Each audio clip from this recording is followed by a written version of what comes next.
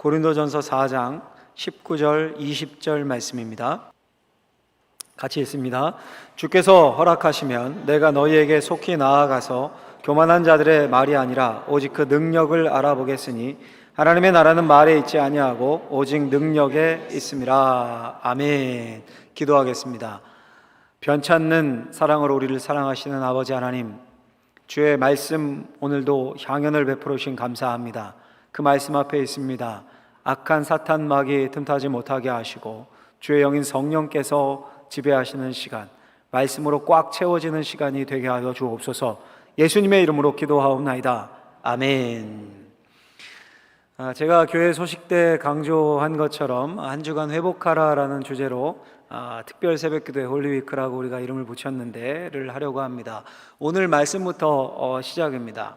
주제 성구이기도 하고요. 오늘 본문이 설교 제목을 한번 같이 따라해 볼까요? 같이 해보겠습니다. 능력을 회복하라. 능력을 회복하라.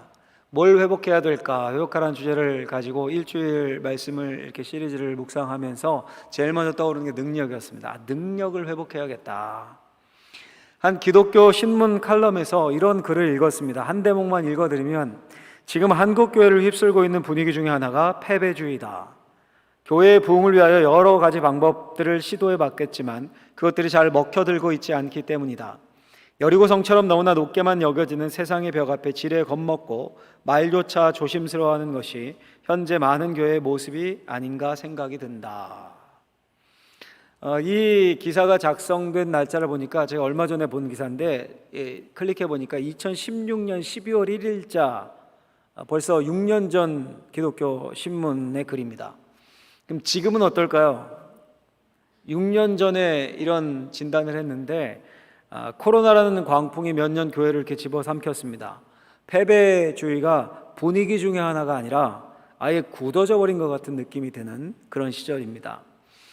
얼마 전에 어떤 그 목사님, 청소년 사역을 집중적으로 하는 목사님을 만났는데 그분이 이렇게 얘기하더라고요. 부산에 이제 청소년 집회를 갔다가 부산에 교회가 약 1,800개가 있다고 합니다.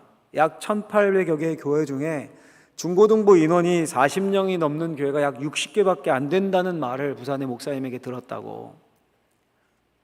별로 안 놀라시는데 저는 놀랐어요, 굉장히. 퍼센트를 따지니까 3.3%가 약 3.3%거든요. 안 그래도 어려웠는데 코로나를 거치면서 다음 세대들은 쑥대밭이 된 것 같고, 여러 것들을 종합해 볼 때 여러모로 패배주의가 만연합니다. 근데 여러분 곰곰이 생각해 보면 이 패배주의라는 말이 뭡니까? 결국 능력을 잃어버렸다는 겁니다. 교회에 능력이 없습니다. 그런데 교회에 능력이 없는 게 당연한 겁니까? 교회는 복음이라는 진리의 터 위에 세워진 거, 그 교회 아닙니까? 그럼 복음에 능력이 없습니까? 당연한 겁니까? 아니죠. 당연한 게 아니라 이상한 거죠. 우리가 절대 당연히 여기서는 안 되는 겁니다. 이상한 겁니다. 그래서 오늘 설교 제목을 능력을 회복하라 라고 잡았는데, 능력, 회복해야 된다. 회복이 뭡니까? 회복이 국어사전에 보니까 이렇게 되어 있더라고요. 회복, 원래의 상태로 돌이키거나 원래의 상태를 되찾음. 그 원래는 능력이 있었어요. 능력이. 근데 능력을 잃어버렸습니다. 그 능력을 회복해야 된다는 거예요. 능력을 회복하자. 신자는 능력으로 사는 사람들입니다. 우리에겐 하나님이 주시는 능력이 필요합니다.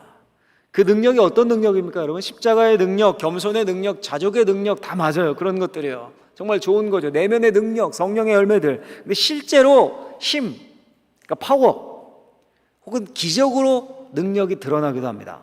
성경에 그런 능력, 기적도 나오죠. 물론 그게 전부는 아니에요. 전부는 아닙니다. 성령의 열매 훨씬 더 중요해요. 그런데 패배주의가 젖어 있는 것 같은 이런 때 그런 힘과 능력이, 기적이 우리의 삶에 나타나는 거 필요하죠. 필요합니다. 왜냐하면 예를 들면 늘 한 축구팀이 있는데 경기에 지는 거예요. 계속 연패입니다. 그럼 어떻게 되겠습니까? 해도 안 된다. 막 5대0으로 지고 막 3대0으로 지고 맨날 깨지는 겁니다. 그럼 패배주의에 빠지겠죠. 선수들이. 우리 팀 안 되나 보다. 그럼 뭐가 필요합니까? 강도 높은 체력 훈련, 새로운 전술 훈련, 감독을 바꾸고 다 필요하죠. 근데 최고의 처방은 승리예요. 승리. 큰 승리를 거두면 확 살아납니다. 확.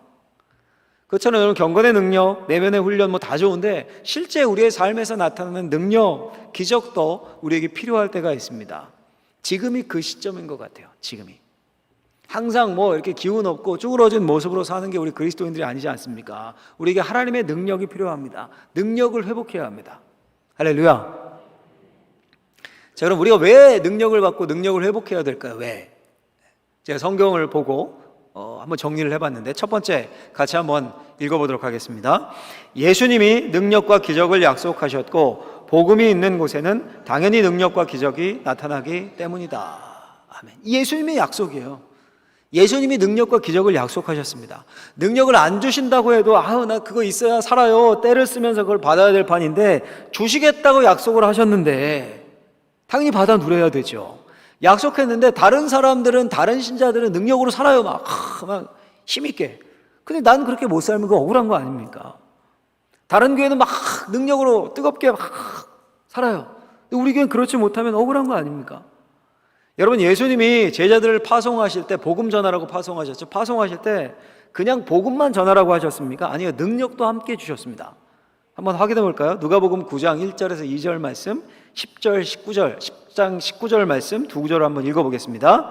예수께서 12제자를 불러 모으사 모든 귀신을 제어하며 병을 고치는 능력과 권위를 주시고 하나님의 나라를 전파하며 앓는 자를 고치게 하려고 내보내시며 19절도 있습니다. 내가 너희에게 뱀과 전갈을 밟으며 원수의 모든 능력을 제어할 권능을 주었으니 너희를 해칠 자가 결코 없으리라. 아멘.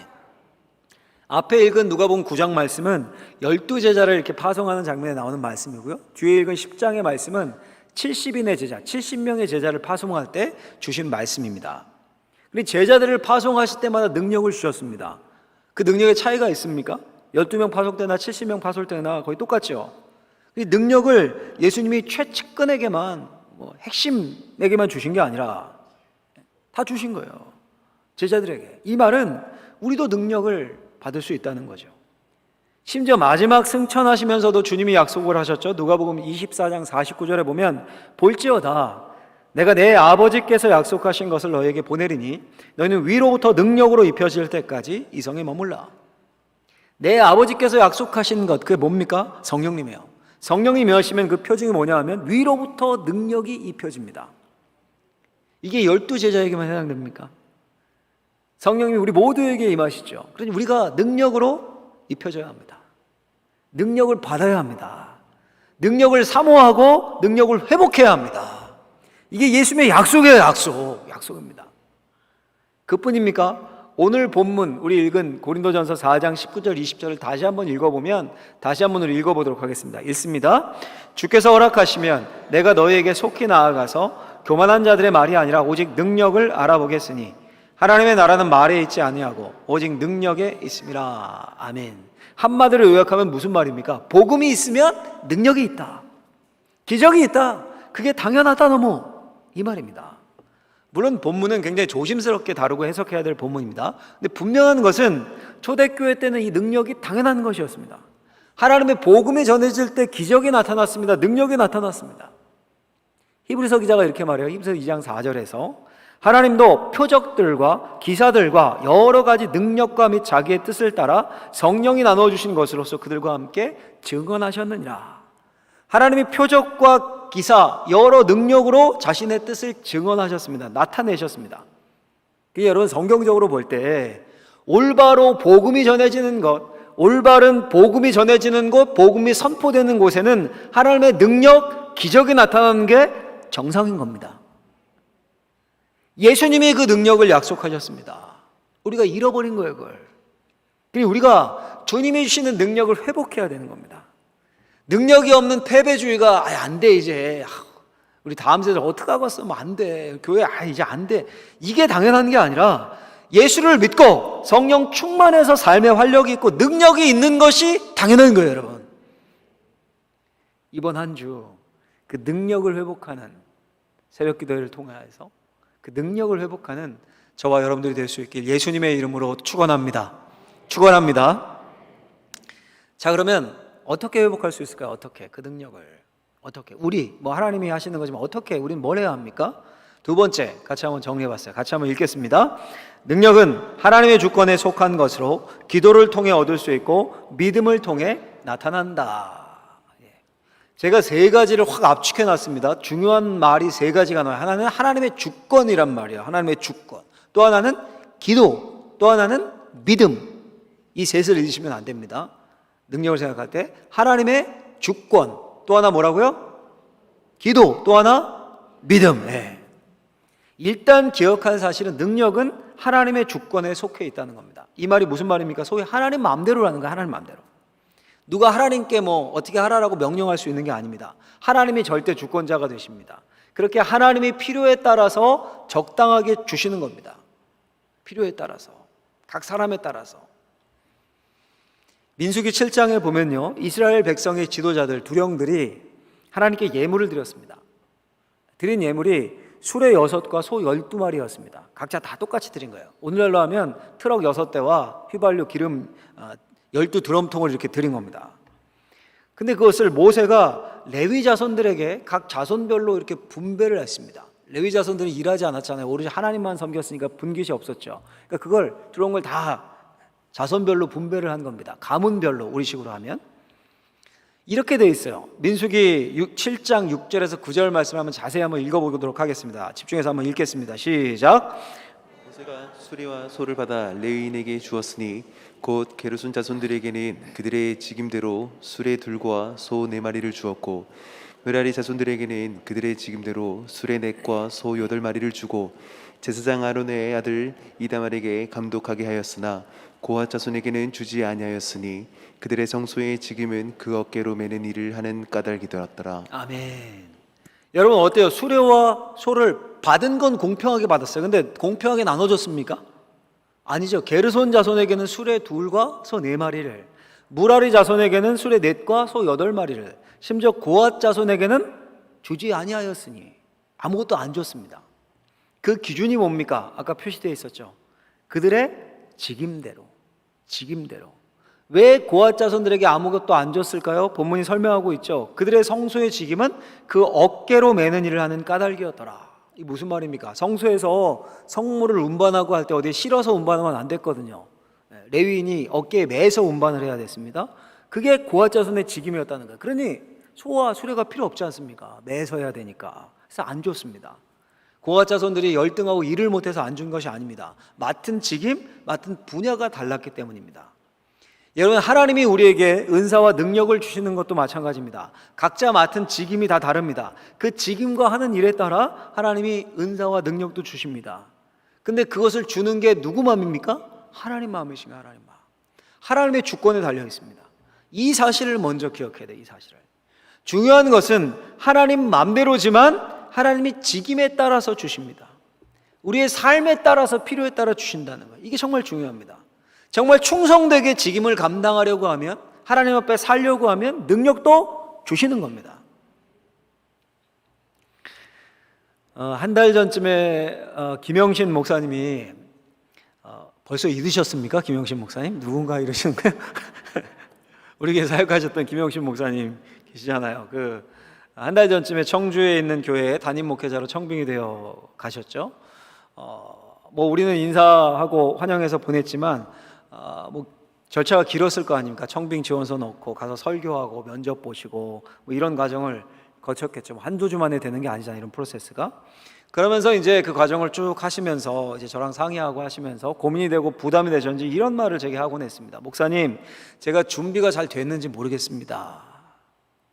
사모님도 그런 말을 하신다고 하고, 제가 이런 말을 했습니다. 너무 걱정하지 말고 기도하면서 준비하십시오. 만약 하나님이 그 교회 보내시면 분명 감당할 능력도 주실 겁니다. 저는 딱 맞는 분을 하나님이 그 교회에 보내셨다고 믿습니다. 그냥 빈말이 아니라 교회의 숫자 크기와 상관없이, 성도의 수와 상관없이 한 교회를 하나님이 맡기신다면 분명히 그 직임에 따른 능력도 주십니다. 이게 제가 믿는 바예요. 이 믿음이 없으면 제가 어떻게 감히 여러분들을 목양하고 이곳에서 설교를 하겠습니까? 저 스스로 제 안에 그런 능력이 없습니다. 그러니까 우리가 그냥 할 일은 교만하지 않고 겸손히 그 능력을 사모하면 하나님이 필요에 따라, 직임에 따라 능력을 주시는 거예요. 분명 능력은 하나님의 주권에 속했습니다. 이게 성경이 말하는 원칙입니다.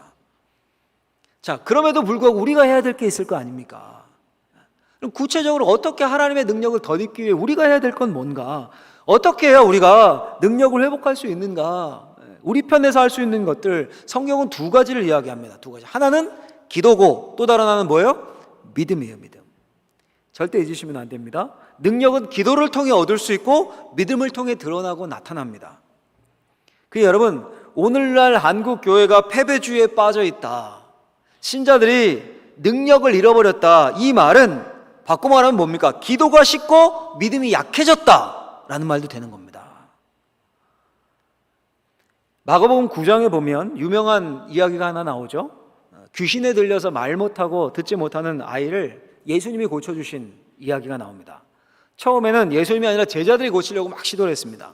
예수님은 기도하러 산에 가 계셨거든요. 부재 중이라. 근데 제자들이 못 고쳤습니다. 나중에 예수님이 내려오셔서 직접 귀신을 쫓아내셨습니다. 그 후에 이제 사람들 다 흩어지고 제자들과 예수님만 이제 남게 돼요. 숙소에 들어갔을 때 제자들이 물었습니다. 이렇게 물어요. 마가복음 9장 28절 29절 보면 집에 들어가심에 제자들이 조용히 묻자오되 우리는 어찌하여 능히 그 귀신을 쫓아내지 못하였나이까? 묻자 예수님이 이르시되 답하죠. 뭐라고 답하십니까? 기도 외에 다른 것으로는 이런 종류가 나갈 수 없느니라. 할렐루야. 귀신을 쫓아내는 종류의 능력이 기도로 가능하다는 거예요. 심지어 기도 외에 다른 것으로는 안 된다고 하십니다. 그러니 능력은 기도를 통해 얻을 수 있습니다. 그럼 그 기도가 어떤 기도입니까, 여러분? 그 기도가 어떤 기도인지 사도행전 1장에 나와요. 사도행전 1장에. 사도행전 1장 13절에서 14절을 보면 다 거기에 있어 여자들과 예수의 어머니 마리아와 예수의 아우들과 더불어 마음을 같이하여 오로지 기도에 힘쓰더라. 할렐루야. 우리 자주 살펴봤던 말씀이죠. 특별히 금요일 저녁 이럴 때는 제자들이 다락방에 올라가서 뭘 했습니까? 기도했습니다. 더불어 마음을 같이하여 오로지 기도에 힘쓰더라. 오로지 기도에 힘쓰더라. 여기서 오로지는 이 말의 원어가 계속해서 지속적으로 이런 의미입니다. 그런 뜻이에요. 그러니 계속해서 기도에 힘썼다. 지속적으로 기도에 힘썼다. 이걸 그런데 이 말을 직역하면 헬라어 원문을 그대로 직역하면 이런 뜻입니다. 계속해서 자기 자신을 기도에 드렸다, 이런 말이에요. 기도에 헌신했다, 드렸다. 여러분, 늘 기도하면 이 예화로 드는 사건이 평양 대부흥 운동입니다. 저도 여러 번 소개해드렸는데 하도 드릴 말씀이 많으니까. 여러분, 언제 부흥이 일어났습니까? 언제 부흥이 모여서 말씀 듣고 기도할 때 일어났습니다.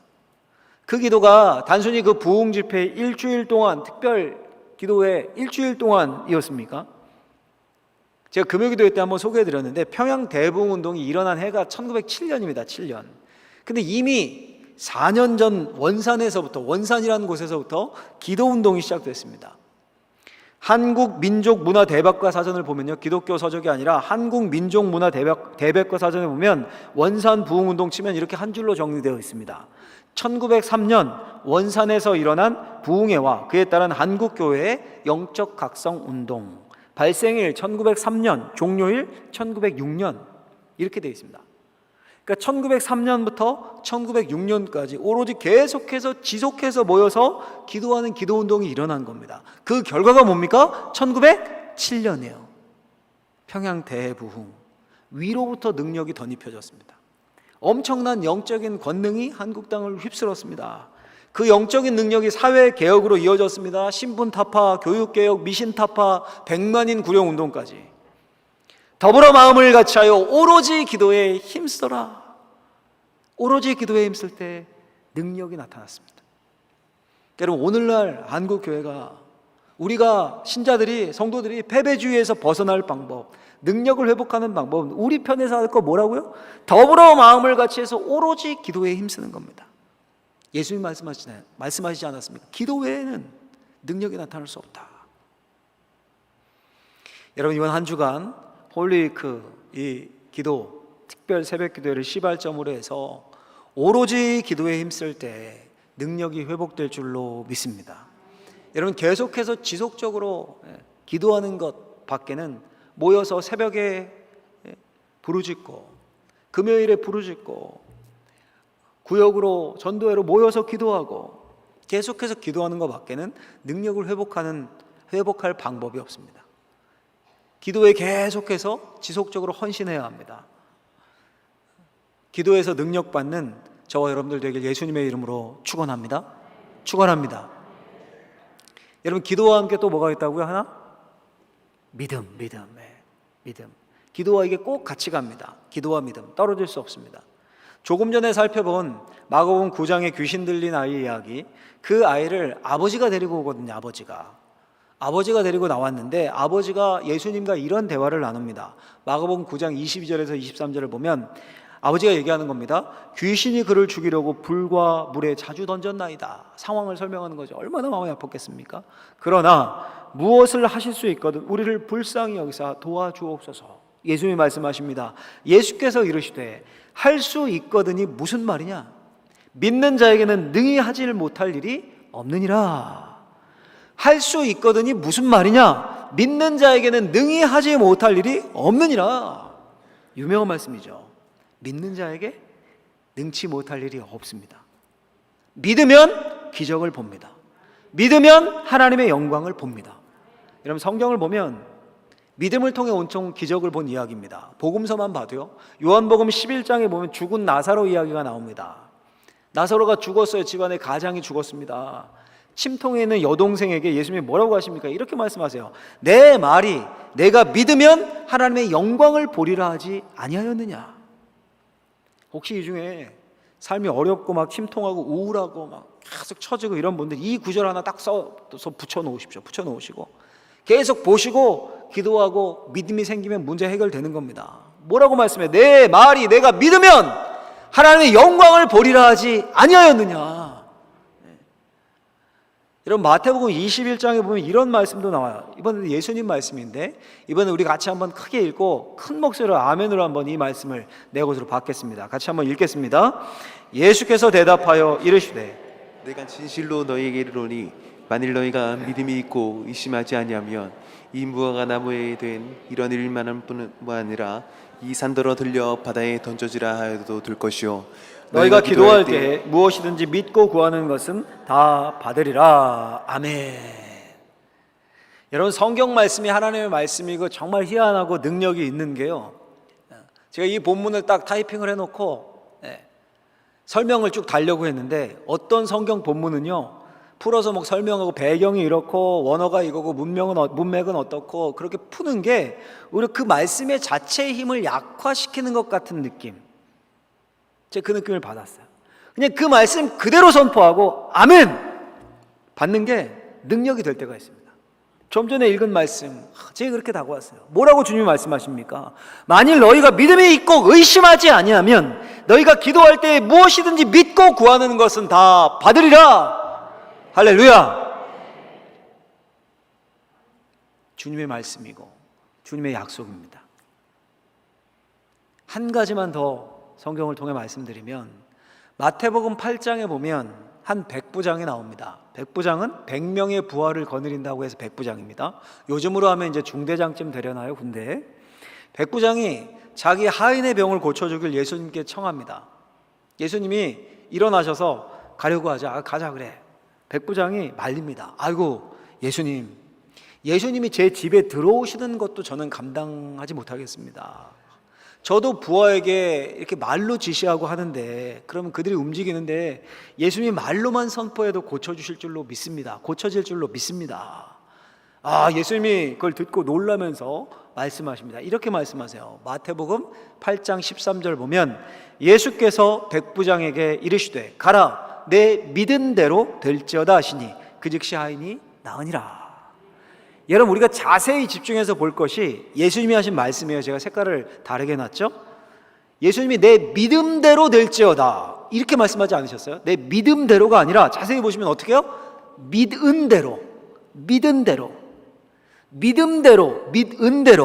같은 말인 것 같지만 이 뉘앙스가 약간 다릅니다. 이 믿은 대로라는 원어의 시자가 과거의 어떤 한 번의 사건을 가리키는 거예요. 그러니 백부장의 믿음이 믿음대로, 그러니까 예수님이 어떤 분이시고 뭐 이런 두루뭉실하게 그런 일반적인 예수님에 대한 좋은 분이고 뭐 사랑이 많고 뭐 이런 일반적인 믿음, 그런 추상적인 믿음이 아니라는 거예요. 믿은 대로 뭘 믿은 겁니까? 그 믿음이 예수님이 치료의 능력을 믿는 구체적인 그 믿음이에요. 구체적으로 자신의 종의 그 아픈 종의 치료를 믿는 그 사건 하나에 대한 믿음이라는 거예요. 그 믿은 대로 된다는 거예요. 그리고 그 믿음이 추상적입니까?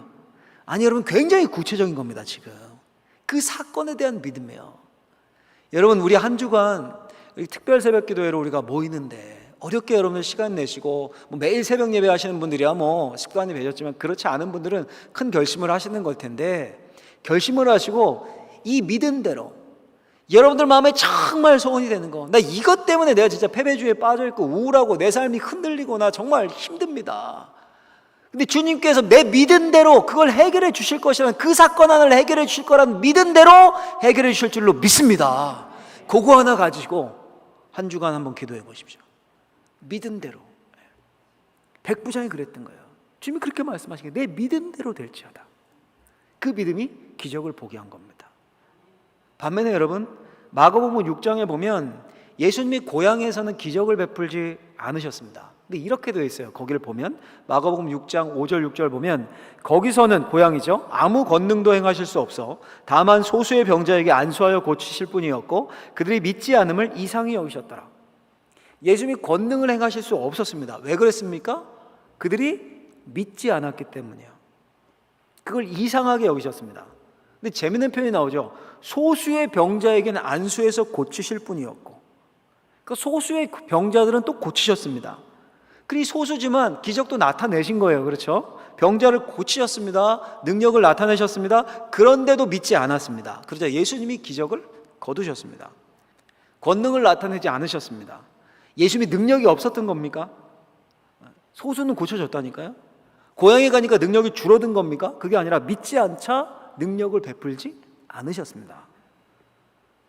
여러분, 오늘날도 마찬가지입니다. 말씀을 믿음으로 받아들이는 자에게는 능력이 나타납니다. 자꾸 재고 자꾸 뭐가 그래, 그게 맞아, 21세기에 무슨 기적이야, 무슨 능력 뭐 이런, 뭐 이런 사람들에게는 능력이 나타나지 않습니다. 제 말이 아니라 주님의 말씀이에요.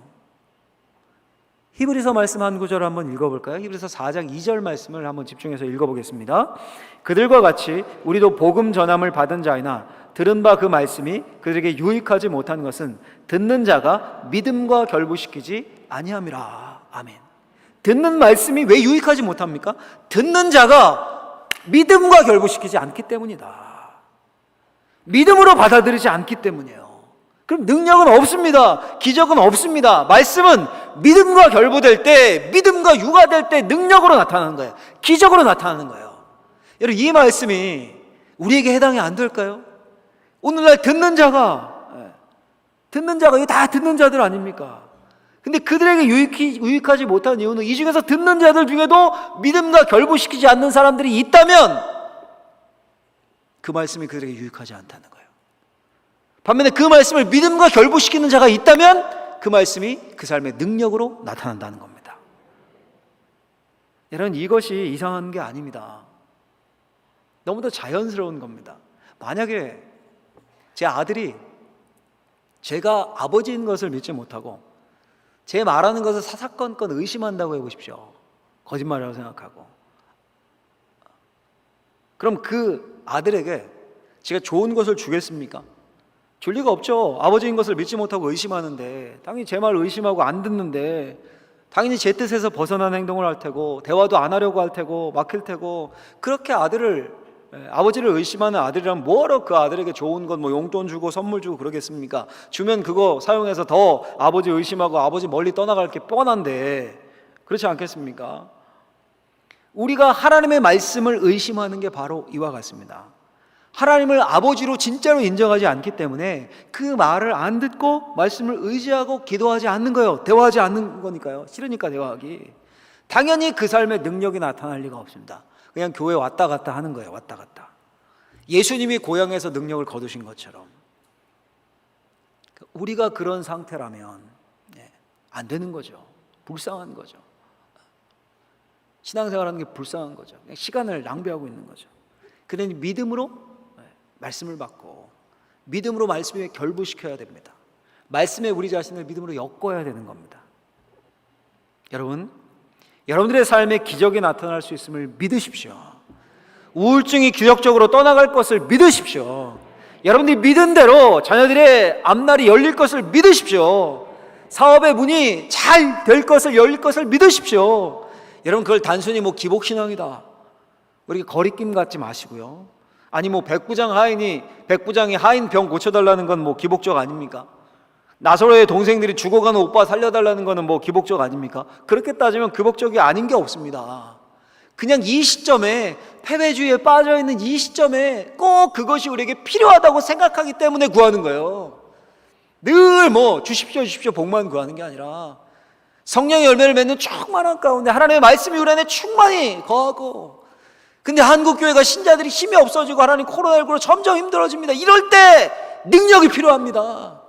이럴 때 우리의 삶에 기적이 필요합니다. 하나님 회복해 주십시오. 이게 어떻게 기복신앙입니까? 그렇죠? 네. 그 능력을 경험하고 그 안에서 신이 나는 거예요. 네. 다시 생기가 돌고 영이 살고, 그런 축복이 있길 예수님의 이름으로 축원합니다. 말씀을 맺겠습니다.